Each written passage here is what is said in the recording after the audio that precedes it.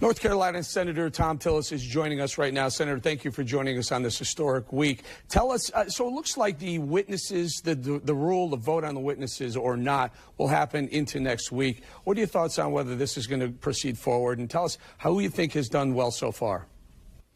Well, you know, frankly, I think that that Nadler and Schiff have done a good job, Schiff more so than Nadler, of hiding their political motivations. If you think about the way Nadler came out of the gate, he's putting the Senate on trial. He's actually called the White House counsel liars, and so he set the political tone, which is appropriate for the political process that started several years ago when they tried to impeach the president.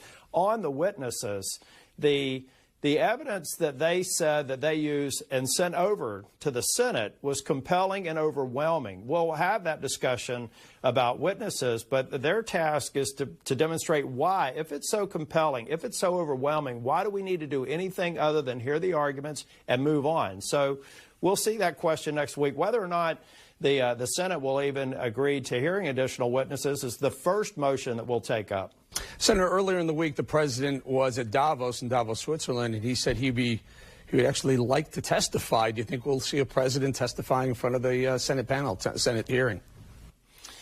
I think it all depends on how the arguments go. Right now, I don't see a compelling reason to hear any other witnesses. We have members taking it in, but I think at the end of the day, I want to go back to what they keep on telling us. It's overwhelming evidence. Present that evidence and have that weight of the evidence determine whether or not anyone else should be seen. The White House counsel, as they go through, may see some witness that they want to have heard, but at the end of the day, it's going to be the decision of the members of the Senate as to whether or not that occurs or whether or not we just move on to the two articles and vote to acquit the president. That's where I am right now, and I think that's where most of my members are. Do you think there's some new news that is coming out? Lev Parnas continues to drop more texts and emails and whatnot. Do you think there will be, assuming, let's say, there is an acquittal of this of the president in this round, do you think there'll be an impeachment 2.0? Well, actually, I think this is Kavanaugh 2.0. This is exactly, I sit on the Judiciary Committee. This is a playbook that they've used. And remember, for a few days, they even wanted to impeach Kavanaugh before they found something else they thought they could use against the president. I think that there will be a steady drip of information, which also undermines their whole argument that they have overwhelming evidence based on what they have today. If they had an overwhelming case, then they wouldn't be using the same kinds of tactics that I saw play out in the Judiciary Committee with Brett Kavanaugh. That's what undermines their credibility. Let's not even, I guess we should go back and talk about a lot of the political statements that Schiff and Nadler have made. I view this as a political exercise, and it should be no surprise to Schiff and Pelosi and Nadler that we deal with it in that manner. Absolutely no offense intended here, Senator, but both sides have played this on. Both sides have literally flipped from 20 years ago when President Clinton was impeached. The House Republicans were pushing to get him out, and those same people right now are likely, a lot of them are senators, Lindsey Graham one of them, who are pushing to not impeach the president for I would call not really high crimes and misdemeanors. Whatever, moving forward. Does it strike you that Chuck Schumer out on these in front of these podiums, the hypocrisy of this part of it, not the fact that you guys have switched sides, but this part of it, Chuck Schumer saying, now the Senate has the trial, we need to be fair. Meanwhile, when the House had the inquiry, there was no fairness. It didn't appear to be any fairness at all. They played by the rules. The Senate will play by the rules. Well, you know, Senator Schumer wasted the first day that they could be presenting their compelling evidence with motions that he knew was going to fail. And he delayed the organizing resolution that ensured that we will have a question about whether or not we should hear witnesses.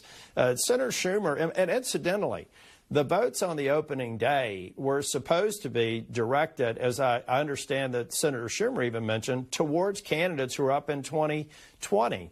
I'm one of them.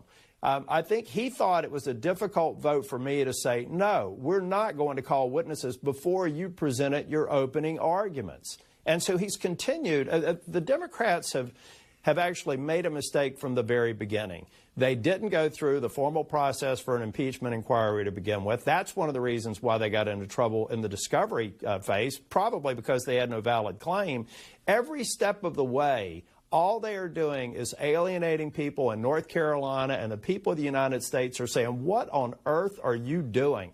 Thankfully, we've got the China agreement through and the USMCA. We're trying to do some work here while Nancy Pelosi, Schiff, Nadler, and Schumer are wasting the time of the Congress so that we can get back to things that the American people and people in North Carolina care about. And it's not impeachment. Very quickly, last question. I'm out of time. It's a yes or no. Of the 4 U.S. senators that are going to be involved in this trial, there are 4 of them are running for president currently against their opponent, who is going to be in front of them in court. Should they recuse themselves? That's a tough yes or no. I think that right now, I've seen all of them. I watched them last night. They're looking at their watch and wishing they were in Iowa, and they can thank Nancy Pelosi and Chuck Schumer for wasting their time and wasting the time of Congress on this sham impeachment. Senator Thom Tillis, appreciate your time. North Carolina Republican, thank you. Get back to work on that Senate hearing. Thank you.